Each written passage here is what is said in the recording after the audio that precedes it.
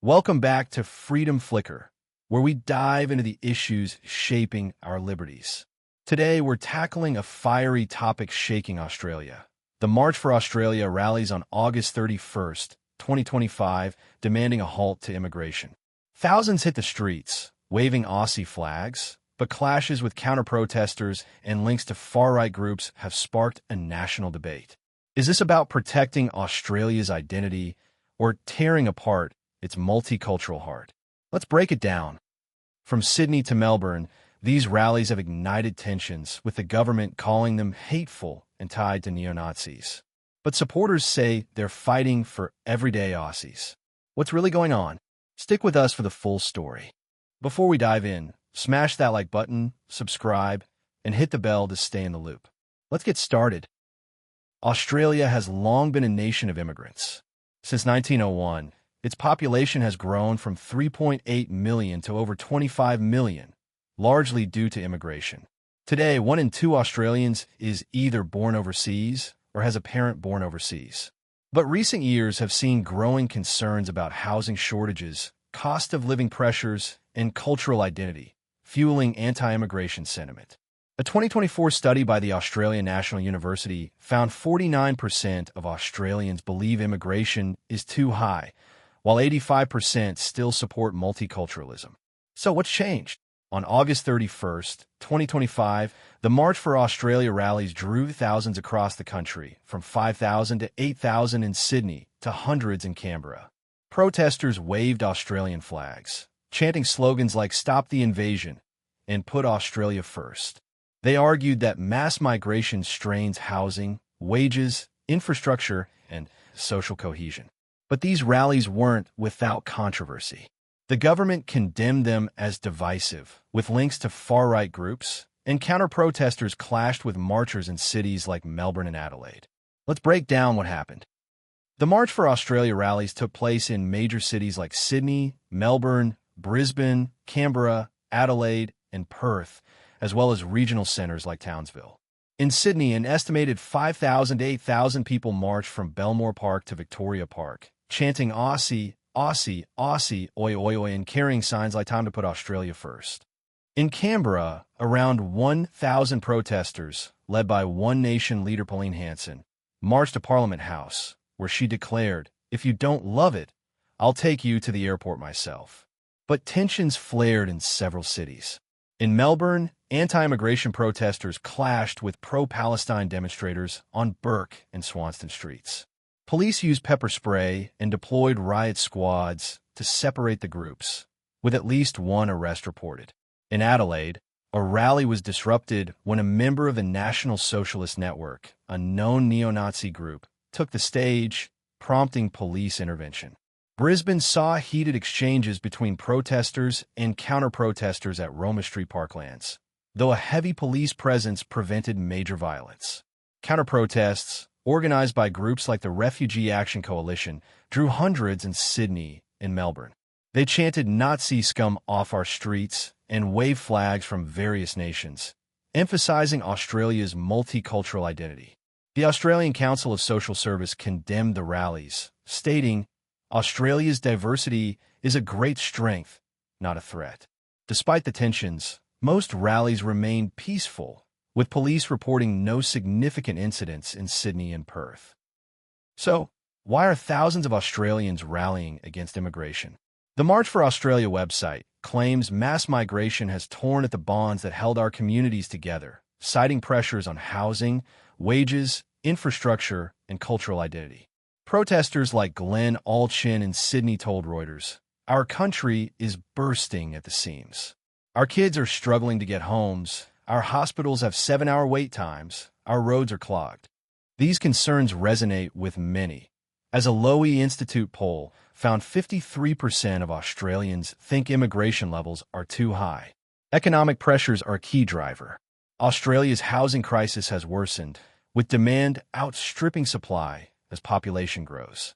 Immigration surged post-COVID, with 1,544 new arrivals daily, according to some estimates, though the Australian Bureau of Statistics disputes these figures as inaccurate.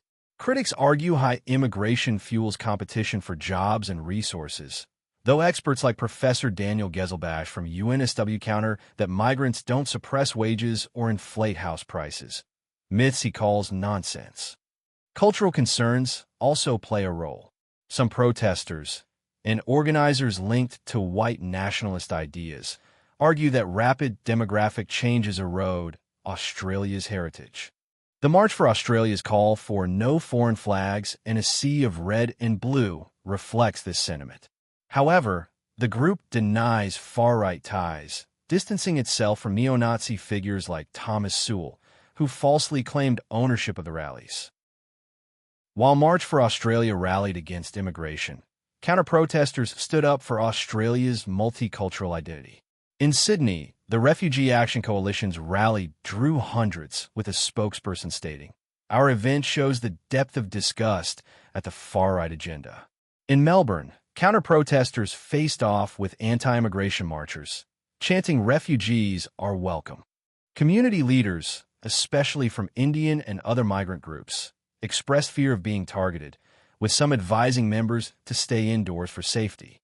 The federal government, led by the Labour Party, condemned the rallies as un-Australian. Home Affairs Minister Tony Burke said, "There is no place for people who seek to divide and undermine our social cohesion." Multicultural Affairs Minister and Ali emphasized, "We stand with all Australians, no matter where they were born." Even opposition leader Sue Sin Lay called for peaceful protest, warning against racism and violence. The Australian Council of Social Service echoed this, stating, "There is no place for racism, fascism, or hate speech." Australia's multicultural history is a point of pride for many. South Australian Premier Peter Malinauskas noted that 97.6% of South Australians have immigrant heritage.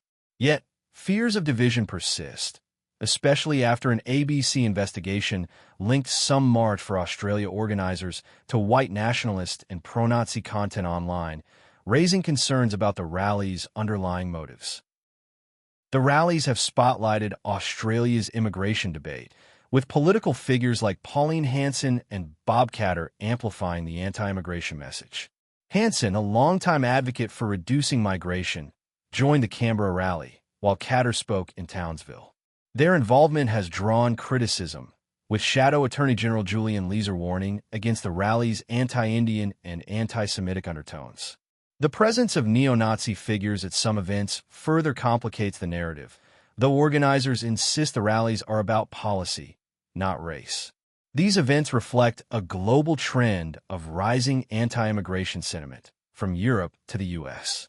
In Australia, experts like demographer Liz Allen argue that misinformation, blaming migrants for housing or job shortages, fuels fear.